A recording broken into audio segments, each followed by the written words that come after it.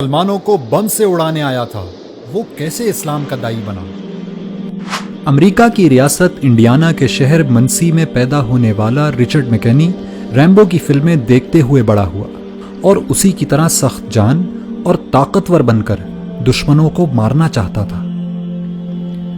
اس کے اسی عزم اور امریکہ سے والہانہ محبت نے اسے امریکن مرین کور تک پہنچا دیا۔ رچرڈ ایک مضبوط جسم کا مالک تھا اور پیشہ ورانہ عسکری مہارت کی وجہ سے ترقی کرتے ہوئے سارجنٹ بن گیا۔ اس نے امریکی فوج کی طرف سے کئی جنگوں میں شرکت کی۔ رچرڈ اس انتہائی خصوصی چھاپا بردار گروہ کا بھی حصہ تھا جسے بوسنیا کے قاتل ملوسیوچ کو زندہ پکڑنے کے لیے بھیجا گیا تھا۔ تمام بڑی بڑی جنگوں میں شرکت کرنے کی وجہ سے اس میں سخت دلی اور بالخصوص مسلمانوں سے شدید نفرت پیدا ہو چکی تھی۔ یہ نفرت اتنی بڑی کہ ایک دفعہ جوتے کی دکان میں اس نے 2 برقع پوش خواتین کو دیکھا تو ان کی گردنیں توڑنے کا ارادہ کر لیا تھا۔ اسی شدید نفرت کے سبب اس نے منسی میں مسلمانوں کی مسجد میں جمعے کے دن دھماکہ کرنے کا منصوبہ بنایا۔ اس کا منصوبہ تھا کہ وہ سینکڑوں مسلمانوں کو بم سے اڑا کر اپنی گاڑی میں بیٹھے ان کے چیتھڑے اڑتے دیکھے گا، لیکن قدرت کو کچھ اور ہی منظور تھا۔ مسجد کو بم سے اڑانے سے پہلے اس نے آخری دفعہ اسلام اور مسلمانوں کو جاننے کا فیصلہ کیا۔ رچرڈ مسجد میں داخل ہوا تو وہاں ایک نمازی نے اس کو خوش آمدید کہا اور پوچھا کہ کیا وہ اس کی کوئی مدد کر سکتا ہے۔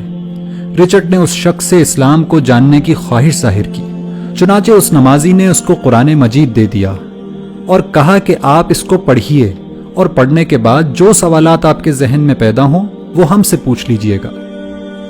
چنانچہ رچرڈ قرآن پڑھتا گیا اور مسجد جا جا کر سوال کرتا رہا، یہاں تک کہ 2 مہینے بعد دنیا نے قرآن کا یہ معجزہ بھی دیکھا کہ وہی شخص جو کل مسجد کو بم سے اڑانے کی تیاری کر رہا تھا آج وہیں کلمہ شہادت پڑھ رہا ہے۔ رچرڈ اس مسجد کی انتظامی کمیٹی کا 3 سال تک صدر رہا اور آج مایوسی اور نفرت کے شکار لوگوں کی کاؤنسلنگ کرتے ہوئے امریکہ میں اسلام کی دعوت لوگوں تک پہنچاتا ہے۔ ایک انٹرویو میں رچرڈ نے بتایا کہ قرآن کی اس ایک آیت نے اس کی زندگی تبدیل کر دی کہ جس شخص نے کسی ایک شخص کی جان بچائی اس نے گویا پوری انسانیت کو بچا لیا۔ اگر قرآن کی فقط ایک آیت مسلمانوں کے کٹر دشمن کی زندگی تبدیل کر سکتی ہے تو پورا قرآن کیا کچھ انقلاب برپا کر سکتا ہے۔ لیکن پھر بھی ہماری زندگیاں کیوں تبدیل نہیں ہو رہی؟ اس کی وجہ صرف ایک ہے کہ رچرڈ نے قرآن کو پڑھا اور سمجھا، لیکن ہم قرآن کو صرف پڑھتے ہیں، سمجھتے نہیں، ورنہ یہ ممکن ہی نہیں کہ رچرڈ کی طرح ہماری زندگیاں بھی تبدیل نہ ہوں۔